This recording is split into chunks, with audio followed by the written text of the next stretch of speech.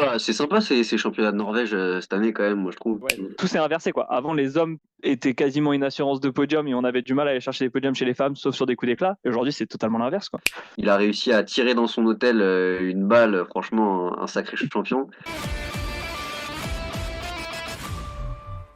Bonjour à tous, on se retrouve pour un épisode du podcast Parlons Sport et on va parler de biathlon. On avait fait le point en début de saison donc avec Mathis et Baptiste et on avait quelques attentes sur certains biathlètes. Donc on va pouvoir débriefer d'abord les hommes puis les femmes, sachant que dans 2 semaines, il y a les mondiaux à Nové Mesto. Donc là, il y a déjà eu 6 épreuves de Coupe du Monde. Les Norvégiens dominent largement chez les hommes. Je vous mets nos pronostics qu'on avait fait en début de saison en rappel. Qui est-ce qui vous a agréablement surpris sur le début de saison et a confirmé les attentes?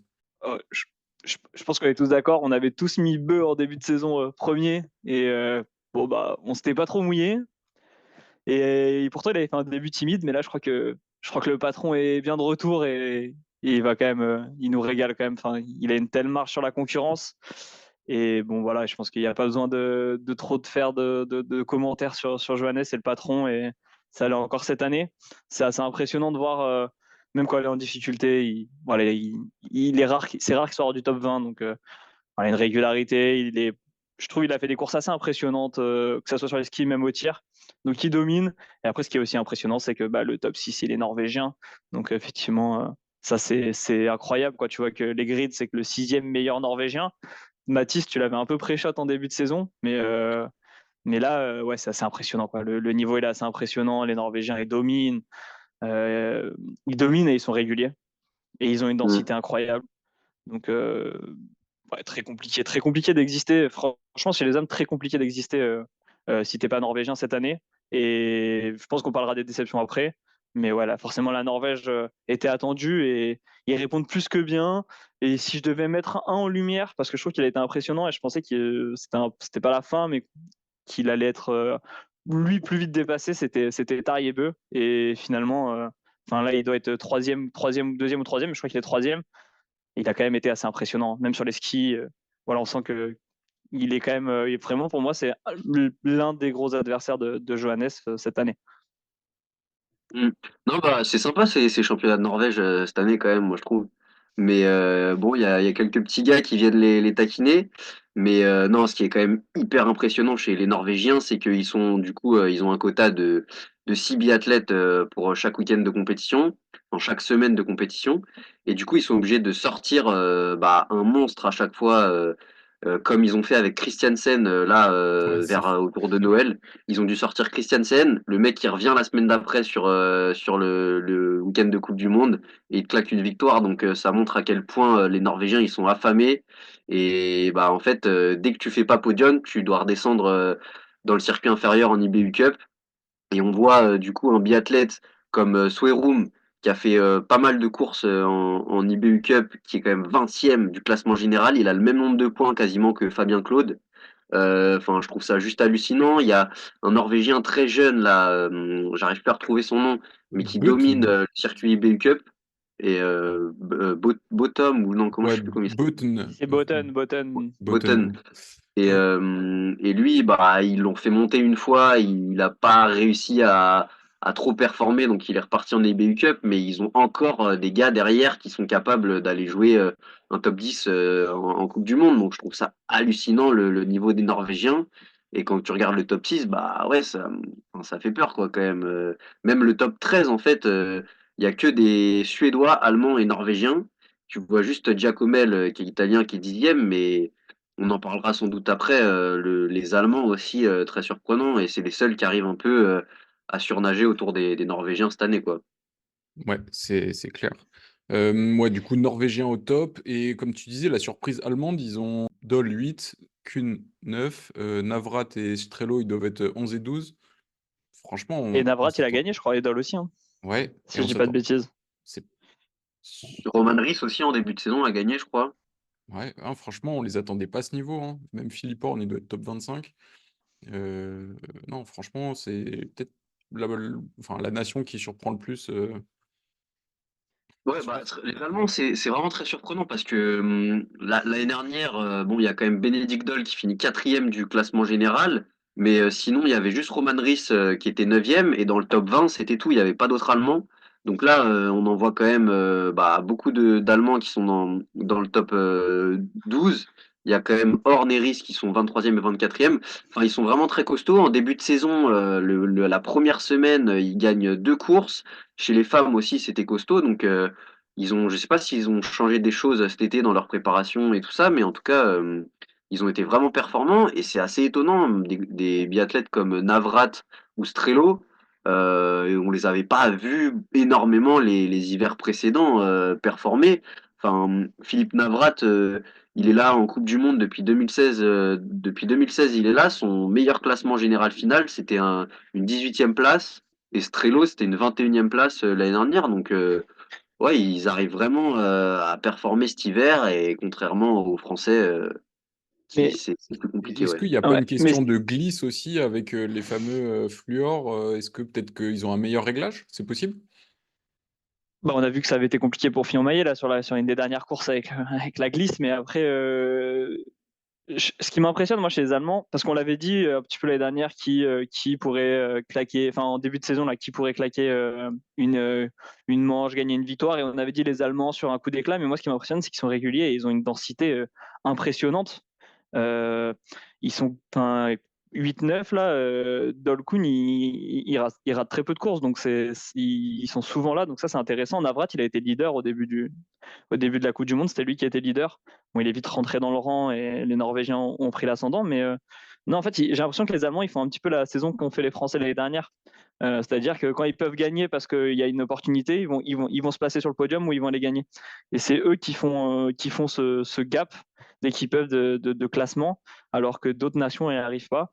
Et sur la question de la glisse, je sais pas. Le fluor, c'était censé arrêter l'hégémonie norvégienne. Ça n'a jamais été aussi impressionnant que cette année. Donc Non, c'est après, encore trop tôt honnêtement, pour dire. quand on regarde les temps de ski, à part sur le dernier week-end de compétition qui était à Oberhof, si je me trompe pas, ou ouais, c'est ça. Antols? Antols? Ah oui, non, pardon, voilà, c'est Antols. Je me disais, il y avait un souci, c'était à Antols, où là, les Norvégiens étaient vraiment dominants, mais peut-être justement que c'était lié au souci de fartage. Sur les autres manches de Coupe du Monde, il y avait quand même d'autres biathlètes qui sortaient du lot, comme Giacomel qui skiait bien, les Suédois aussi, Samuelsson. avec Ponsiluoma aussi qui skie fort, et Samuelsson en début de saison. Et les Français, même Jacquelin, des fois, il avait des très bons temps de ski. C'est juste Quentin Fillon-Maillet qui, par rapport aux autres années, est en dessous. Mais ça, je pense que voilà, c'est juste au début de saison, physiquement, il était pas au top. Mais les Norvégiens n'étaient pas si dominants que ça par rapport aux autres. C'est sûr qu'il y a toujours Johannes Beu et Johannes Dalle qui sont très forts, mais voilà, je pense pas que c'est vraiment au tir aussi où ils font la différence. Ils sont plus sereins et au bon moment, ils vont chercher le 5 sur 5 et voilà, ça passe pas pour les Français quand il faut. Et ok, ouais. Et, donc les Allemands, bonne surprise. Est-ce que vous avez une ou deux bonnes surprises indépendamment de la nationalité? Une autre? Bon, Moi, moi, Giacomel m'a j'ai, agréablement surpris. Je sais que Mathis, tu l'avais mis dans ton top, mais là, il est quand même troisième des non-norvégiens, non, quatrième des non-norvégiens, donc c'est pas ridicule. Et- ouais, bah du coup, moi, je m'attendais à ce qu'il fasse une grosse saison. Il fait une belle saison, il est dans le top 10. Après, je pense que c'est vraiment un biathlète qui a énormément de potentiel et qui peut aller encore plus haut. Là, on voit qu'il est assez irrégulier quand même cet hiver. Mais quand il tire bien, c'est vrai que sur les skis, il est vraiment costaud. Donc, belle saison pour l'instant de sa part, ouais. Et puis, il est très jeune encore. Ouais, c'est clair. ouais. Après, il y a Ponsiluoma qui fait une bonne saison aussi. Je pensais pas que ça Mm. allait être le premier Suédois. Moi, il est dans mon top 5 en prédiction de, en début de saison. Bah, c'est celui qui en est le plus proche au final, hors Norvège. Mais par contre, ce qui est surprenant, et peut-être ça va faire le lien avec un peu nos déceptions, c'est que c'est clairement pas lui qu'on voyait comme Suédois qui pouvait défier les Norvégiens. Et au final, Non. ça va peut-être être lui le premier non-norvégien cette année, quoi. C'est vrai qu'on avait tous mis Samuelsson, mais peut-être qu'on avait fait nos pronos après le premier week-end de course où ouais. Samuelsson avait été particulièrement bon. Et depuis, bon, il y a eu son virus qui l'a C'est un peu surtout qu'il est, enfoncé. surtout qu'il n'est pas forcément qu'il était, je crois qu'il n'était pas leader et je sais même pas s'il avait gagné une course. C'est juste qu'il avait des temps de ski incroyables après le premier week-end. Et on se Ouais. posait même la question de savoir s'il pouvait pas titiller Beu. Il est vite rentré dans le rang et puis la question c'est de savoir s'il va revenir dans le top 10 quoi. Donc Mais déjà, sa Je- dernière saison était décevante par rapport à il y a 2 ans où il me semble qu'il fait peut-être troisième du général. Enfin, il avait été très costaud en 2021-22. Et déjà l'année dernière, il retombe 14e. Franchement, je l'imaginais. Bah, la preuve, on l'avait tous mis dans le top 5 quand même. Ouais, bah après là on peut se dire aussi que cette année c'est la faute à pas de chance où il chope le Covid et ça l'a mis vraiment mal. Donc là il arrive, enfin on l'a vu là en Tols sur la poursuite. Je sais pas si vous aviez regardé un peu, mais ou non même sur la Mastart. Enfin vraiment sur les skis c'était difficile. Peut-être que les Suédois ont eu un problème de fartage aussi, mais il a eu un des 7 ou 8 moins bons temps de ski sur la Mastart, donc ça allait vraiment pas du tout et ça. Quand physiquement t'es pas au top, c'est compliqué d'exister quand même en biathlon. Ouais, c'est clair. Et il y a un autre qui a peut-être un peu déçu, comme sur les skis, il s'est fait voler un podium, c'est l'ami Quentin Fillon-Maillet. On hésitait à le mettre dans alors, le top 5 globalement. Là, il y fait 16e actuellement. après, il est derrière Jacquelin qui au tir est catastrophique. Non, bah, de toute façon, de manière générale, là, je pense que les Français, c'est clairement une année très, très, très, très, très compliquée. Mais même quand ils ont même quand ils ont des possibilités d'aller faire ne serait-ce qu'un podium, bah, ça passe pas, quoi. Je trouve les trouve extrêmement en retrait. Extrêmement en retrait. Même avant, on avait une densité, quoi. Quand Jacquelin faisait pas podium, il y avait Fillon-Maillet. Quand Fillon-Maillet faisait pas podium, on pouvait espérer un, même un Guigona, même un autre, aller chercher des top 6 et tout. Aujourd'hui, on galère à aller à la cérémonie des fleurs, quoi. C'est ultra inquiétant, moi, je trouve. Effectivement, c'est peut-être passager et ça va revenir sur la fin de saison, mais on n'est clairement pas dans les nations aujourd'hui les plus impressionnantes. Même dans les relais, je trouve que c'est pénible, on a du mal. Donc, ouais, Ouais, niveau chez les hommes en tout masculin, cas. ouais, je parle chez les hommes, hein, parce que chez les femmes, Non, mais c'est bien tout sûr. l'inverse. Mais en fait, ouais, tout s'est inversé, quoi. Avant, les hommes était quasiment une assurance de podium et on avait du mal à aller chercher des podiums chez les femmes, sauf sur des coups d'éclat. Et aujourd'hui, c'est totalement l'inverse, quoi. Donc, ouais, c'est de manière Après, générale, c'est très inquiétant. honnêtement, enfin, surtout Émilien Jacquelin et Quentin Fillon-Maillet, quand même, c'est des gars qui ont eu. Enfin, Quentin Fillon-Maillet, il a gagné le classement général de la Coupe du Monde. Émilien Jacquelin, il a été champion du monde plusieurs fois. Enfin, Quentin Fillon-Maillet aussi. Mais c'est quand même des biathlètes qui sont très très forts et ils peuvent se ressaisir. Et là, au championnat du monde qui arrive, faire des belles performances aussi. Et on sait que sur une saison de biathlon, bah, quand tu fais pas une très bonne saison en Coupe du Monde, tu as les championnats du monde où tu peux aller chercher un gros titre et peut-être que ça va les motiver. Après, moi, ce qui m'a beaucoup étonné aussi, notamment d'Emilien Jacquelin, c'est leur approche tactique sur certaines courses où on sentait qu'ils n'étaient pas vraiment au-dessus du lot sur les skis. Et on a vu notamment sur une poursuite, je sais pas si vous vous souvenez, Emilien Jacquelin s'échappait seul en tête et il avait tiré très vite, il avait fait un 5 sur 5. Du coup, il était ressorti avec 2-3 secondes d'avance. Il avait poursuivi son effort. Et du coup, il était seul devant une meute, un peloton de 10 biathlètes. Et il avait fait peut-être 2 tours comme ça, tout seul devant, à forcer, forcer, forcer. Et il s'était complètement écroulé sur la fin de course. Et vraiment, j'ai pas compris parce que c'est pas Remco Evenepoel, quoi. Le gars, il peut pas faire ça. Donc, non, mais enfin, pendant qu'il s'était échappé, en plus, on voyait qu'il forçait. Et je me suis dit, mais enfin, à quoi ça sert? Autant rester dans les skis tranquillement et puis arriver frais sur le pas de tir, quoi. Ouais, peut-être que le fait de jamais courir devant, il s'est dit qu'il y avait une opportunité, il s'est peut-être un peu enflammé. Peut-être léger bon point côté français, c'est Éric Perrault qui a fait quand même qui fait sa meilleure saison en fait. Ouais. Ouais, ouais, bah, il est jeune. Après, ça fait quelques saisons quand même que il monte petit à petit et c'est pas non plus une grosse confirmation, mais il a fait quelques top 10, ouais, c'est bien. Bah, au classement Ouais. du maillot bleu des moins de 25, il doit être deuxième, non? Je suis pas sûr. Derrière Jacomel, c'est possible? Ouais, je pense que c'est ça, hein. Samuelson, il a plus de 25 ans maintenant, ça y est. Ouais, ouais. Ouais, c'est quand même pénible, hein. Il est 17e, c'est quand même pas. En fait, on est impressionné parce que tu enlèves les 6 Norvégiens, tu te dis, bon, bah, si tu enlèves la Norvège, il est pas mauvais, mais dans Mhm. la réalité, c'est quand même compliqué. Et là, dans vos pronos, là, vous pensez, parce qu'il y en a quand même quelques-uns qui sont hors top 10, lequel vous pensez qu'il va remonter? Moi, je pense que Samuelson, il va remonter quand même au classement. Il va pas finir à une pénible 12e place. Je pense que Non, ça va ouais. remonter.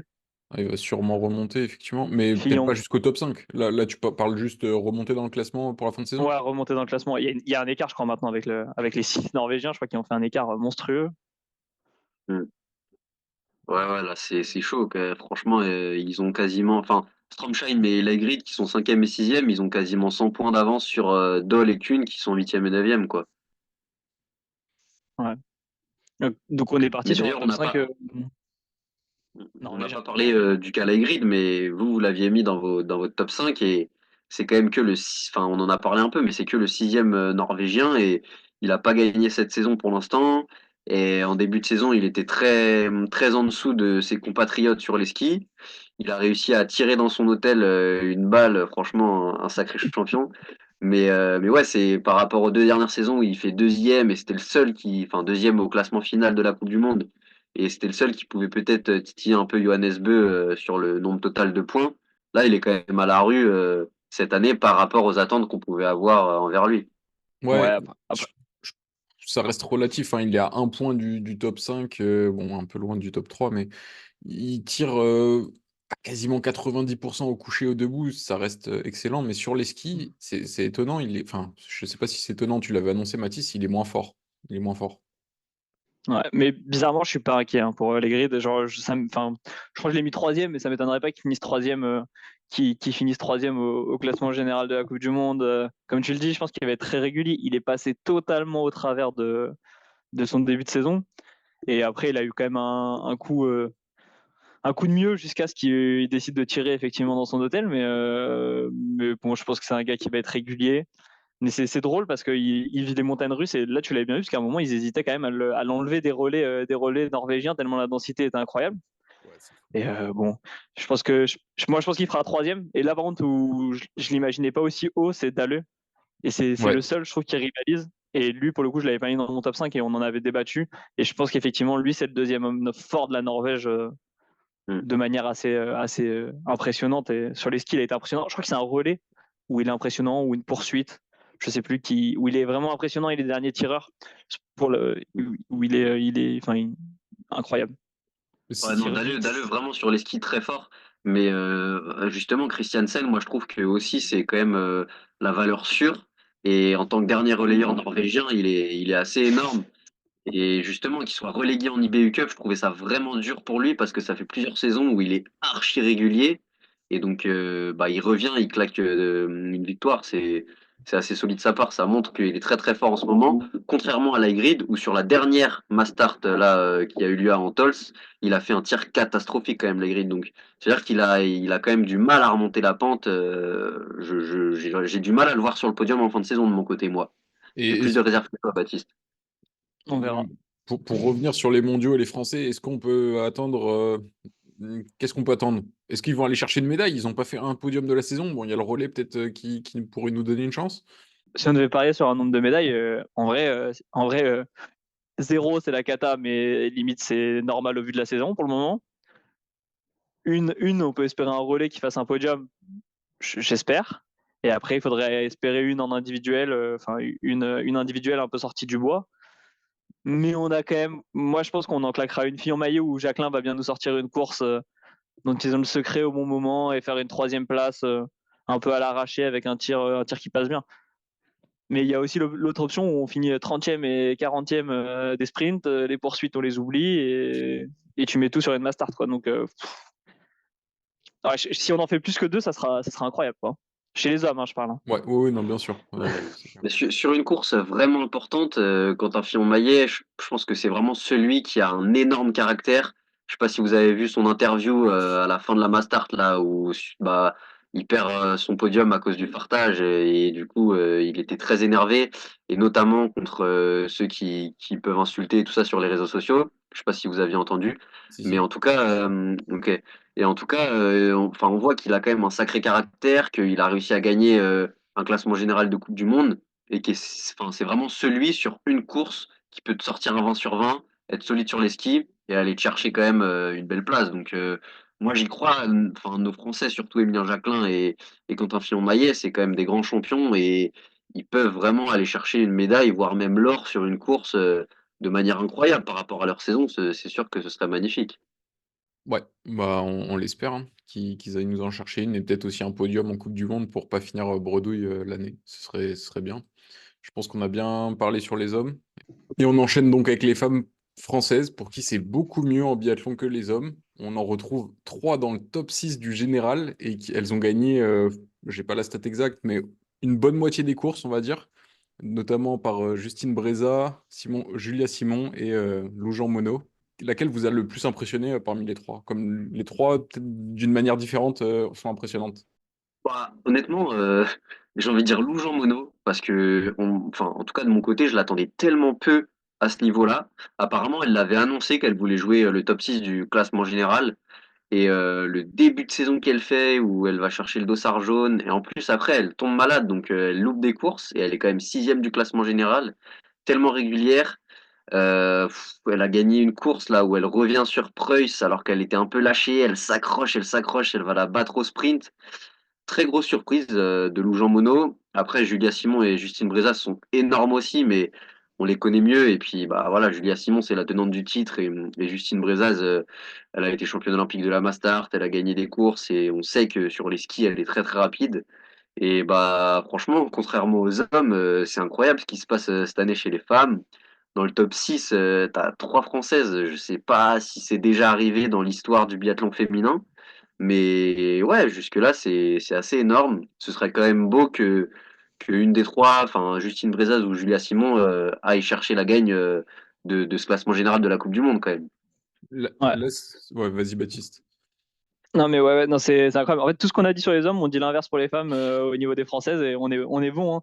Non, non, franchement, agréablement surpris. Effectivement, Jean Monod, on l'attendait pas à ce niveau-là. Elle claque, elle en a claqué, donc ça fait plaisir. Et puis, ouais, comme tu l'as dit, moi, je trouve ça assez incroyable. Même au niveau de la carabine, c'est assez impressionnant sur certaines des courses. Et moi, enfin, ce qui m'a agréablement surpris, parce qu'effectivement, quand on avait fait le prono top 5 femmes, on avait pour certains Simon, Brezaz, on savait pas trop. En plus, il y avait un peu de drama autour de leur relation. On se disait Simon, on sait pas trop. Après l'année dernière, elle en a tellement mis pour obtenir ce gros globe. Est-ce qu'elle va être encore là cette année? Et finalement, elle a eu un début poussif, mais là, c'est assez impressionnant, hein. Je trouve qu'elle est régulière, c'est fort, ça remonte bien, les temps au ski sont bons, derrière la carabine, c'est pas mal. Brezaz, elle a fait un moment, bah, elle a battu des records, enfin, elle a enchaîné des victoires, on enchaînait les victoires entre les relais et les courses individuelles. Non, c'est impressionnant et ça fait plaisir. Et c'est elle qui, pour le coup, porte le biathlon cette année. Et Ouais, puis au-delà du fait. Ouais, pardon, vas-y Arthur, moi, c'est excuse-moi. vraiment celle qui m'a le plus impressionné, Justine Brézaboucher, comme elle revenait donc d'une grossesse. Et je trouve que on a eu des exemples par le passé pour des sportives que c'était très très dur de revenir à un tel niveau. Elle en claque ouais, 3-4 de suite. Enfin, et même la saison qu'elle fait, c'est énormissime. Et je ne l'avais pas mis dans mon top 5 et bah, c'est clairement une erreur. Baptiste avait vu juste. Ouais, Mais au-delà du fait qu'il y ait ces 3 Françaises-là dans le top 6, derrière, il y a quand même Sophie Chauveau, pardon, qui est très très forte sur les skis. À chaque fois, elle est dans les top 5 au temps de ski sur les courses. Et donc, bah, belle surprise. Moi, pareil, je l'attendais pas non plus à ce niveau-là. Il y a Gilone Guigona qui est assez régulière là depuis quelques temps aussi, qui est quand même pas mal. Et puis Jeanne Jeanne Richard Richard, ouais. ouais, qui sort de l'IBU Cup et qui a fait 2 top 10, je crois.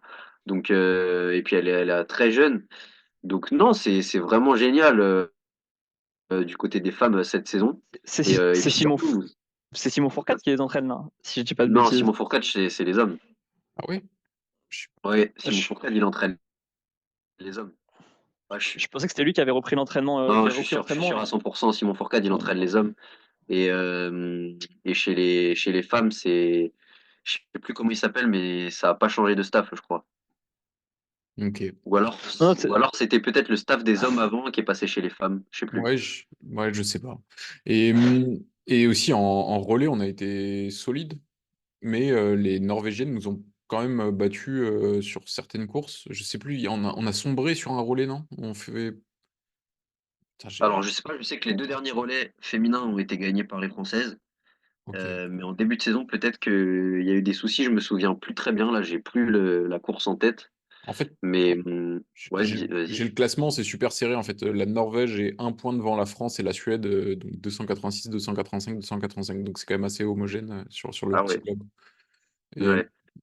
Et puis même, enfin là sur le classement général, rien n'est fait, hein, parce que Tendrevol, Brezas Boucher, Vitozzi, Julia Simon, même Elvira Heuberg, c'est quand même bien serré. Et je pense que les 6 premières peuvent finir à des places complètement différentes de ce qui est actuellement le classement féminin. Donc c'est intéressant. La fin de saison va être très intéressante à suivre quand même. là, si vous deviez parier sur qui parmi elles remporte le gros globe du classement général, là, vous misez sur qui? Meilleure française Non, non, ou gros non, globe non, est-ce que de manière générale? Tendrevol ouais, gros globe. Bah, moi, je vais garder mon pronostic. Ingrid Tendrevold, je la sens vraiment solide cette année. Et quand même, ça reste l'équipe de France, hein, la FFL, faut la représenter. Donc, non, Ingrid Tendrevold. Ouais, je, je pense que Tendrevold, elle est bien partie. Vitozzi, elle a trop de hauts et de bas pour l'instant pour, je pense, espérer aller chercher le gros globe. Moi, je l'avais mis première sur mon prono, mais Tendrevold deuxième. Et je pense que les places vont être inversées. Attention à Brezaz. Mais ouais, non, là, j'opterais plus pour Tendrevold. Ok, moi Que je trouve pas, que je trouve pas si impressionnante que ça, mais elle est au-dessus en fait. Enfin, elle a pas, enfin, je trouve qu'elle est régulière Hmm. et j'ai pas l'impression qu'elle fasse tant de coups d'éclat, mais c'est au-dessus. Ok. Ouais, non, moi je pense que les Françaises, une des deux, bah, plutôt Brezaz ou Simon peuvent le faire. Ouais, Euh, bah, là où je te rejoins, c'est vrai que Justine Brezaz, malheureusement, je sais pas, mais j'ai l'impression que elle est pas encore assez solide mentalement pour tenir toute une saison et au moment où va falloir vraiment jouer le gros globe. Après, peut-être qu'elle va me faire mentir et j'espère, mais je la sens pas encore assez solide au vu surtout là de ces 2, 3 dernières courses. Et alors que à l'inverse, Julia Simon, elle est en train de monter en puissance. Elle retrouve vraiment un niveau stratosphérique sur le tir qu'elle avait l'année dernière. Et on sent en plus qu'elle est en confiance, qu'elle est de plus en plus heureuse. On voit dans l'air d'arrivée quand elle serre dans ses bras Tendrevold. Elle avait même dit à un interview que Tendrevold lui avait dit le matin qu'elle avait rêvé que c'était Julia Simon qui allait gagner la course. Et donc on sent qu'il y a une bonne entente et je pense que ça, bah, mentalement, ça doit beaucoup jouer. Et du coup, je vois vraiment Julia Simon faire une grosse remontée. Et si ça doit jouer entre deux femmes, ce serait plus Tendrevold et Julia Simon, selon moi. ok. Ouais, je suis d'accord avec Mathis. Je pense que Simon, elle va finir devant Breza. Je le vois bien. Et c'est marrant parce qu'en début de saison, on se posait plutôt la question de savoir si Simon, elle allait faire toute la saison de Coupe du Monde et justement pas faire un break et tout. Et en fait, là, on a vraiment l'impression qu'elle monte en puissance. Et effectivement, moi, je rejoins Brezaz.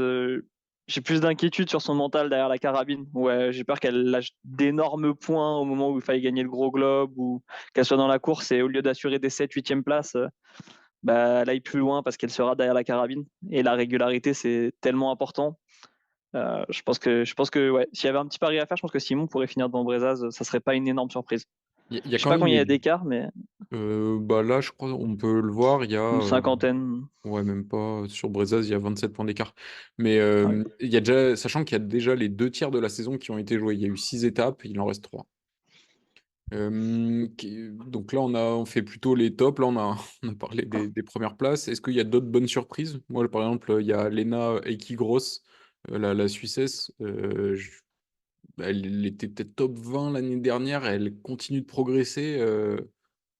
Elle a gagné une course ou pas? Non, elle a fait podium? Elle a fait que des podiums, si je dis pas de bêtises. Mais Podium, elle Non, a non, été impressionnante. elle Elle a a gagné gagné une course l'individuel. Elle a d'individuel. gagné l'individuel. elle a quand Ouais. même gagné. Ouais, voilà. Et non, franchement, impressionné par son niveau. Les 2 derniers week-ends, je pense, elle doit être celle qui est la plus impressionnante. Je crois sur les 2 derniers week-ends, là, Ouais, Antols, ouais. il me semble qu'elle fait podium sur quasiment toutes les courses. Ouais, elle fait Sur les 2 courses, si je dis pas de bêtises. 1 et 3. Je- ouais. Et elle avait été, ouais, sur l'individuel, elle avait été impressionnante. Donc, Après, Ouais, bah, Lena Headey, c'est vrai que c'est une belle surprise. De la voir aussi haut, peut-être que c'est une belle surprise. Après, elle est là depuis quand même pas mal d'années et elle a fait déjà des belles courses. Mais c'est vrai que l'avoir gagnée et puis l'avoir aussi régulière ces derniers temps, c'est assez impressionnant.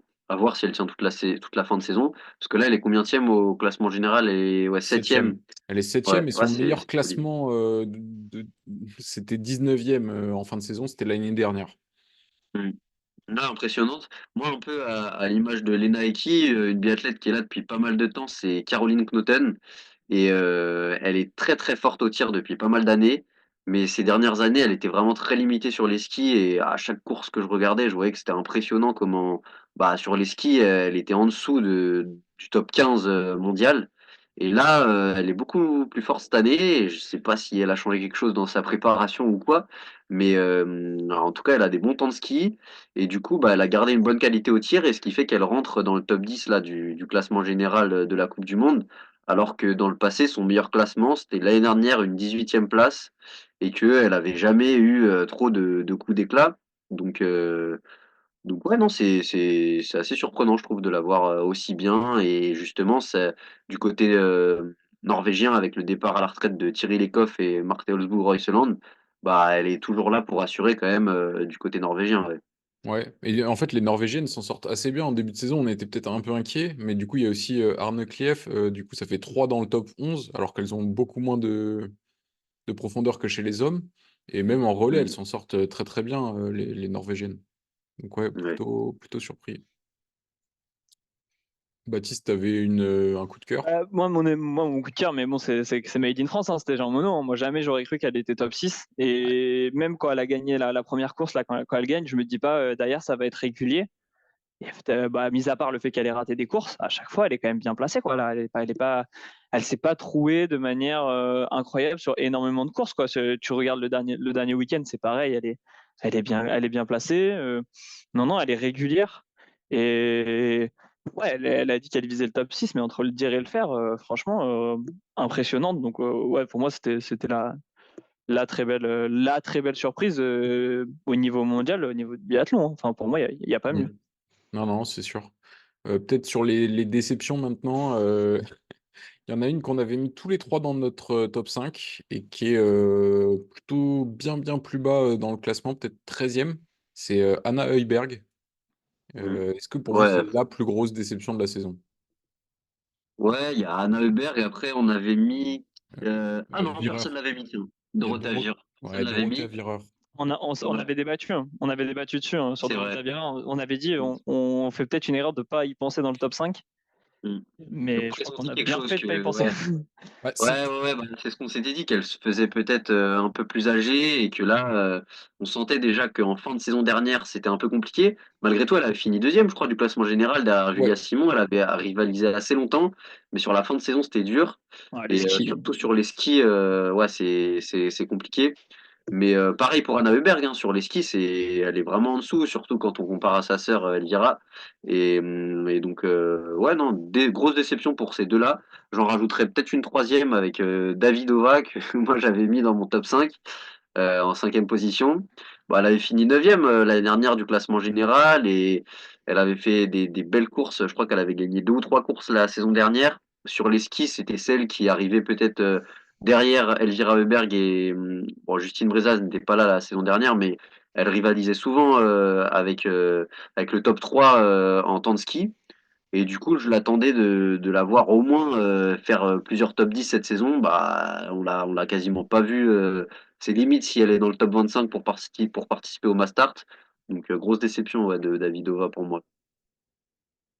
ouais, Ouais, bon, là, ouais. pour moi, là, il faut qu'on parle les Suédoises, mis à part Elvira Heuberg, enfin, sa sœur, c'est catastrophique, hein. Je pensais que c'était elle là, qui allait, je pensais prendre, enfin, vraiment être la meilleure Suédoise. Enfin, je l'avais mis troisième, mais je pensais vraiment qu'elle serait à la lutte, quoi, qu'elle serait à la lutte avec les Vitozzi, les Tendrevol, les Brezaz. Et elle y est pas du tout, quoi. C'est affolant, hein, ce que tu as dit, quoi. Sur les skis, Moi, c'est pas bon. moi, j'avoue, Et puis, je sais pas si elle a fait beaucoup de top 10 cette année, hein. quand j'ai vu Ouais. vos tops en début de saison, j'étais surpris que vous mettiez Anna devant Elvira. Je me sens que ça m'avait Mm. surpris. Mais En fait, c'est parce que, en tout cas, moi, c'est que elle me semblait beaucoup plus solide et beaucoup plus régulière, notamment sur le pas de tir, par rapport à Elvira, qui était très rapide sur les skis, mais qui des fois pouvait partir un peu partout. sur le pas de tir, enfin, ça pouvait être assez irrégulier. Donc c'est pour ça que moi je la voyais et puis surtout, ouais, je la voyais, justement, à s'imposer dans l'équipe de Suède comme la patronne cette saison et au final, bah, non, elle est pas présente. Je me souviens quand même d'une course, Baptiste, pour te répondre, où elle fait, peut-être pas podium, peut-être quatrième. Mais elle est à la bagarre justement dans le dernier tour. Non, je crois qu'elle fait podium avec sa sœur justement. Et elle est à Sur la le bagarre dans Mastart. le dernier tour avec sa sœur. Et au final, Elvira finit juste derrière elle, je crois, derrière Anna. Et elle a été non, elle finit Elvira, pardon, finit devant Anna. Et elle a été assez impressionnante quand même sur les skis sur cette course-là, Anna Heuberg. Donc c'est assez bizarre qu'elle soit aussi irrégulière et qu'elle n'arrive pas au final à, ouais, à s'en sortir et à faire mieux que une 13e position quand même. Mm. Mais si je Après, dis pas de bêtises, c'est quand même. Je crois qu'elle est championne du monde l'année dernière en Mastart. Je crois qu'elle gagne la dernière Mastart de la saison. Faudrait vérifier, hein. Mais je suis quasiment sûr qu'elle est championne du monde. Et je crois sur les dernières courses, elle est vraiment impressionnante. Donc, elle finit super fort l'année dernière. Mais ouais, non, effectivement, il y a des coups. Elle doit faire un podium cette année, mais elle est très souvent hors du top 20 et très souvent très loin. Et Mm. on la voit pas dans les courses, quoi. Elle pèse pas du tout. C'est pas comme si elle ratait ses derniers tirs, hein. C'est que très vite, elle est dépassée, hein. Ouais, bah Donc, carrément, ce qui est vraiment surprenant, c'est que elle est derrière Mona Brorsson au classement général, qui est sa collègue suédoise. Et elle est presque au même niveau que Lynn Persson, voire Anna Magnusson, donc qui est quand même assez loin derrière en termes de points, mais ouais, elle est au même niveau que ses coéquipières, alors que c'est pas la même qualité à la base, normalement. c'est ça. Avant, on se disait dans les relais suédois, on se disait bon, bah, il y a les Sörberg et puis il y a personne, et puis on va essayer de faire un relais. Enfin, il y a personne. Et puis derrière, on va essayer de gérer le relais et les Sörberg vont faire des gros relais pour espérer. Et aujourd'hui, il y en a plus qu'une qui va. Enfin, c'est un peu plus dense, mais il y en a qu'une qui vraiment surnage, quoi. Donc, ouais, c'est une grosse déception. Parce que vraiment, je voyais les deux Sörberg dans le top 5 cette année. Donc, ouais, déçu quand même. Grosse après, déception. en relais, elles s'en sont toujours bien sorties, hein. Elles font quasiment Bah à chaque oui. fois podium. Enfin, peut-être que elles ont quand même la densité pour le très haut niveau. Mais Ouais, mais c'est parce que justement, je crois que si je dis pas ici, c'est Linderson et Magnusson. Ou peut-être c'est peut-être Bronson, mais en tout cas, c'est pas Hubert qui va faire la diff, hein. non. Et du coup, en se projetant un peu sur les mondiaux de Nové Mesto, on disait que les Françaises étaient au top. Là, si vous deviez mettre un objectif de médaille, on la met où la barre? On peut en gagner combien? Une par course. Une par course. Voire plus. Bah ouais, c'est ça en fait. Mais il y a peut-être des courses où on va pas en gagner, mais il y en a où on va gagner deux. Donc, Ouais, bah déjà, si on prend que les courses individuelles, ça peut faire déjà pas mal de médailles. Plus le relais féminin, peut-être le relais mixte et le relais mixte simple. Ça peut faire des belles courses. Donc, ouais, 5 ou 6 côté féminin, ce serait vraiment bien. Après, c'est sûr que ce serait beaucoup, mais vu leur saison, c'est jouable. Oh, ce serait pas si étonnant, hein, franchement, elles sont dominantes. Mm. moi, Et franchement, je m'attends au carton plein, hein. pour finir, Je- je- ouais, vas-y, Baptiste. Non, vas-y. Non, je voulais juste mettre, enfin, parler un petit peu de Lampic, la Slovène, qui est 17e du classement général et que je suis un peu à chaque fois ses performances sur les skis. Elle est monstrueuse à chaque fois, c'est le meilleur temps de ski devant Elvira Heuberg, devant Justine Brezaz. Elle vient du ski de fond et elle a du mal sur le pas de tir encore. Et à chaque fois, enfin, quand je regarde les poursuites ou les mass start, bah, elle reprend énormément de temps par rapport à la sortie du pas de tir. Quand elle revient sur le pas de tir, elle a gagné beaucoup de place. Et je la vois bien cette saison, pourquoi pas aller claquer un podium. Il y a beaucoup de gens qui savent pas qui c'est, mais en tout cas, il faut faire attention à elle. Lampic, sur les skis, elle est juste monstrueuse. Et le jour où ça va rentrer dans les cibles, ça peut faire mal, ouais. Ouais, j'étais allé voir ses stats comme j'étais assez curieux, vu que c'est un peu un ovni. Et la saison dernière, elle tirait à 41% sur le debout. Là, elle est montée à 59. Donc, si elle continue à progresser comme ça va être une grosse cliente. Après, depuis le début de la saison, j'ai regardé des tirs sans faute. Elle en a fait deux, je crois, de toute Ouais, la saison. Donc, c'est ouais, c'est dur de chaud. gagner en faisant autant de fautes. Mais Ouais, mais sur une individuelle ou un sprint. ouais. Ah, Mm. je pense que si elle progresse encore un peu au tir, peut-être dans 1 ou 2 ans, ça pourrait jouer les premiers rôles, carrément. Sur un sprint peut-être, parce qu'un individuel enfin, sur 4 tirs quand Mm. même, ça me semble chaud. Ouais, non, c'est ce que j'étais en train de réfléchir. Ouais, un sprint où ça rentre, mais Ouais. Ah, En tout cas, à suivre. Bah, il a fait. Non, elle a pas fait de top 10 cette année. Si, elle elle a fait fait 8e d'un sprint. ouais, 8e dans le sprint. Ouais. Donc, ouais, pourquoi pas. Ok, bah, je pense qu'on a bien débriefé tout ça. Et peut-être rendez-vous en fin de saison pour voir quelle Française va aller chercher le gros globe. Pourquoi pas les aux 3 premières places du classement, hein. On sait jamais. Ouais, ce serait énorme, franchement. Si ça finit comme ça, faudrait que tu enregistres ce petit passage et que tu le mettes. Ouais, là, ça serait beau. J'y crois pas du tout, mais ça serait incroyable. Non, ouais, non, j'ai du mal à y croire aussi. Bon, déjà, quelques médailles d'or aux mondiaux, ce serait sympa. Ouais, carrément. Allez, salut les gars! Salut, salut.